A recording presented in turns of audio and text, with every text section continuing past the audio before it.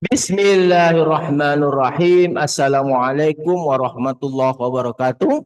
Kembali bersama saya Dr. Rado Yendra dan Rado Institute.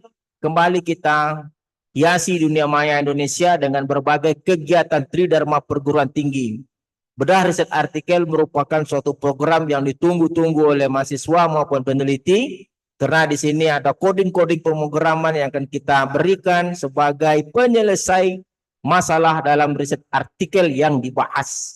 Satu riset artikel yang terbit di tahun 2025 di jurnal terbitan Elsevier, yaitu Alexandria Engineering Journal, dengan judul On Inference for New Model Properties with Application in the Engineering Sectors. Oke, suatu lagi kajian tentang model-model peluang kita jumpai di jurnal-jurnal terbaik pada tahun-tahun terbarukan.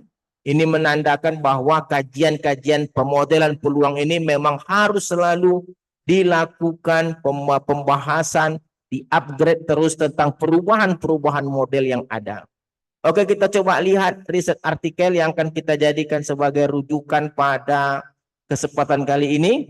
Suatu riset artikel yang terbit di suatu jurnal Alexandria Engineering Journal tahun 2025 dengan judul On Inference for New Models Properties with Application to Engineering Sectors.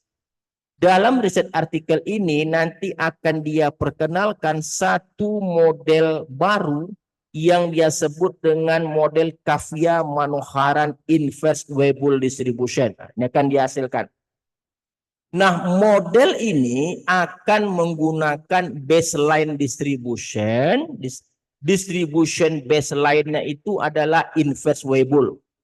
Di mana inverse Weibull fungsi densitasnya itu seperti persamaan 4. Ini inverse Weibull nih. IW, inverse Weibull. Oke, ini inverse Weibull kita dengan fungsi densitas seperti persamaan 4, ada dua parameter delta dan gamma. Dan kumulatifnya adalah persamaan 3. Ini adalah baseline distribution kita. Nah, generator distribution kita adalah KM. KM ini adalah Kavya-Manoharan Transformation. Di mana untuk menghasilkan fungsi densitas baru katanya seperti persamaan 2 fungsi densitasnya. Eksponen dibagi eksponen kurang 1 dikali fungsi densitas baseline seperti persamaan 4 tadi, eksponen min, nah, kumulatif seperti persamaan 3. Oke, sedangkan kumulatif barunya seperti persamaan 1. Eksponen per eksponen tambah 1 dikali 1 kurang eksponen min F besar. Nah, masukkan persamaan 3 dan 4 tadi ke dalam persamaan 2. Nah, itulah yang menjadi fungsi densitas yang kita bicarakan pada abstrak tadi, yang disebut dengan KMIW.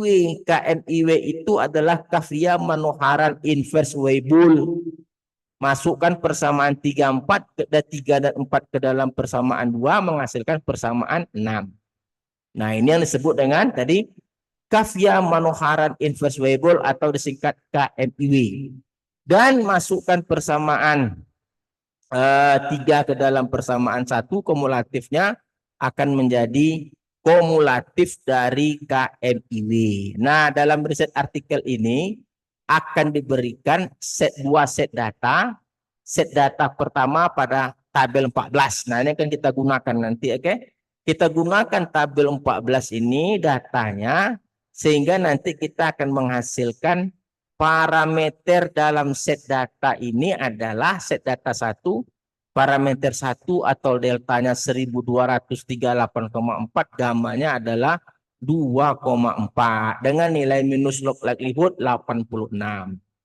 Kasih minus di sini, minus log likelihood 86. Kalau log likelihood aja minus lah. Tapi kalau minus log likelihood 86. Ini untuk set data pertama dengan density plot seperti gambar 5, density plot dan kumulatif plotnya. Jadi yang merah itu, Anda lihat yang merah itu, nih itu adalah MKIW tadi, Manoharan terbalik nih, KMIW seharusnya, Kavya-Manoharan Inverse Weibull.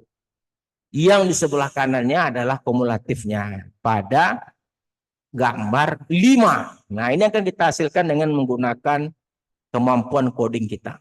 Oke, untuk tidak memperpanjang waktu, coba kita buka R kita.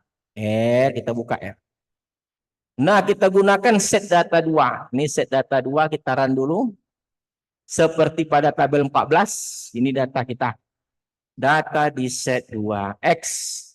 Lalu seperti yang dibahas dalam teori, ada baseline distribution, yaitu inverse Weibull.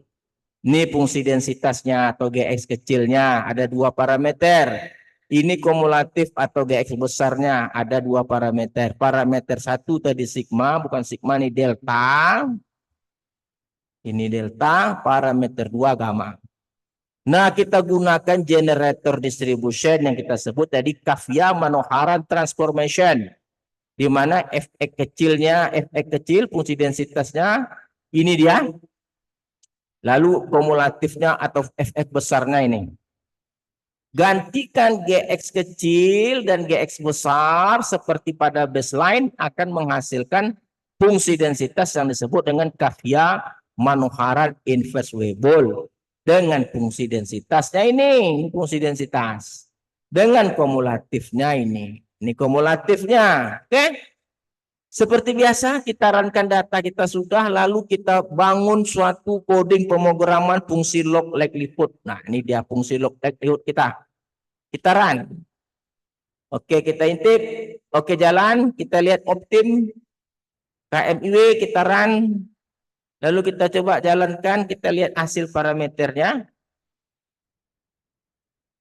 Oke, sama persis seperti set artikel 1200-an, 2,4. 86 minus log likelihoodnya sama dengan tadi, konvergen. Oke. Lalu kita susun parameter tadi dengan mengatakan parameter 1 namanya delta. Parameter 2 gamma. Susun par, urutan pertama itu delta. Urutan kedua gamma. Kita run saja. Run. Lalu ini adalah komponen density plot, ini adalah kumulatif plot, dengan ini adalah kumulatif hampiran. Di mana I-nya adalah bilangan 1 sampai N. Kita runkan juga. Runkan semuanya. Lalu ini fungsi densitas untuk Kavya-Manoharan inverse Weibull. Ini kumulatif. Ingat fungsi densitas menggunakan XI untuk density plot. Kumulatif menggunakan XX untuk kumulatif plot. Kita runkan. Ingat, density plot memasangkan histogram dan fungsi densitas. Kumulatif plot memasangkan kumulatif hampiran dan kumulatif model. Oke, kita lihat, kita runkan data kita. Kita runkan saja. Kita lihat. Nah, ini dia. Oke. Hasilnya hampir sama persis dengan pembahasan menggunakan artificial intelligence yang telah kita gunakan sebelumnya.